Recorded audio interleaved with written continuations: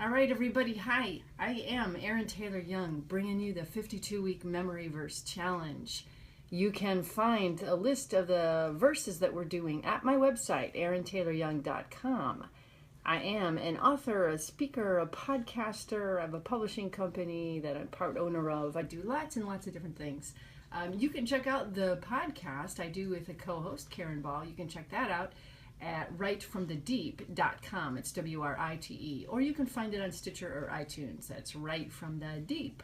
So, okay, Erin Taylor Young here, and we're talking about this verse. Come to me, you who are weary and heavy laden, and I will give you rest. Let me flip the camera. I'm always like, is it going to work? Like, it's not going to work sometime. I don't know what I'm thinking. Okay, so remember how we started? January, we talked about something to pray. February, we talked about something to believe. March, we're talking about something to change your paradigm. And we talked about this on Monday, what a paradigm is. Remember, it's not a scary word. It's really, oh, hello.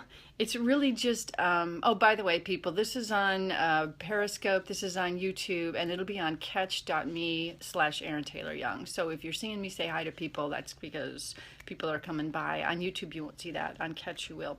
Anyway, okay, so we've been talking about changing our paradigm, and our paradigm is really our framework of how we view the world and how we think about things. And so when we come to the Bible, when we come to verses, if they don't challenge and change the way we think about God and about what we do in our life, I don't know what the point is. You don't just read something and then let it go. The Bible actually mentions something about that. You forget it, like looking in the mirror and forgetting what you're talking about. So that's the deal. We need to change our framework, our paradigm, our way of thinking. So okay, this verse: "Come to me, you who are weary and heavy laden, and I will give you rest." We talked about this on Monday, how Jesus was blowing the paradigm out of the water for these poor guys, the Pharisees, the people, the Jews. They're the chosen race. But right before this, Jesus comes along and says, no, you don't know the Father. If you don't know me, you don't know the Father. The Father is known by me and by those people who I reveal him to.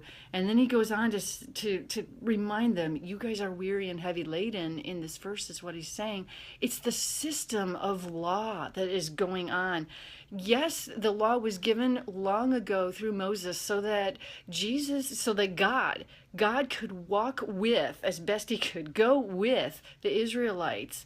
We didn't have Jesus way back then. And God is so, so holy, and we are so, so not. That this law was in place to remind the people, to show the people, and to deal with the fact that if they stood just as they were in front of a holy God, they would simply die.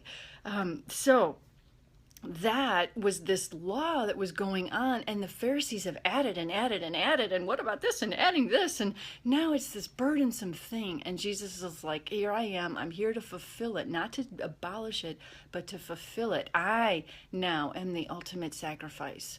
And so what he's saying, come to me and I will give you rest. And for everybody at the time, this is a total paradigm change. Totally. Because they're used to do the system and maybe you'll get to heaven.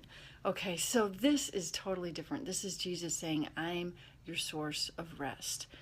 How does this apply to us? I want to talk about that just a little bit, because here we are today. I think that we try to believe in systems. Oh, yes, thank you. Thank you. I appreciate that you love this. I love doing it too. So the deal is that think about what we do for a system. Think about how we do. Oh, hi. I'm glad to have you joining. When we go to church, what are we doing? Are we going to meet a system, or are we going to find rest in Jesus? Are we going to commune with Jesus? This is relationship. Jesus is like, I will give you rest, because he wants it to be relational. Rest in terms of, yes, I'm giving you salvation, but rest also in terms of peace of mind. Jesus wants us to find our peace of mind in our whole relationship with him. It's all about finding that peace of mind in him and not in the things we do. It's about being and not doing. It's about relating with Jesus. So how this applies to you when you're going to church, Go to meet Jesus. Go to worship. Meet him in worship. Go to meet him in the fellowship of the believers. That's what we're doing there. When you think about, oh, it's prayer time. Okay, I got to do this because I got to tick it off my list. That's not what Jesus wants. He wants us to think of it in terms of, oh, I'm going to be with Jesus. I'm going to rest in Jesus. I'm going to rest in prayer time. I'm going to rest in going to church. I'm going to rest in serving God. I'm going to rest in how I read my Bible every day. It's not a thing to do to earn a salvation or to earn God's love. It's a thing to do to find the rest that God has for you. So that's my challenge for you guys today, for this weekend. Think about that. Think about how in your life you can find rest and peace of mind in Jesus, not in anything else. This is like melted butter on toast. This is comfort food. Yeah, I hear ya.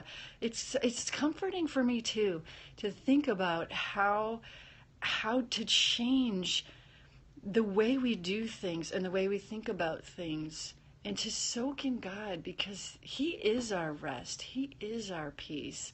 It's a whole different lifestyle, and it takes a lot of practice.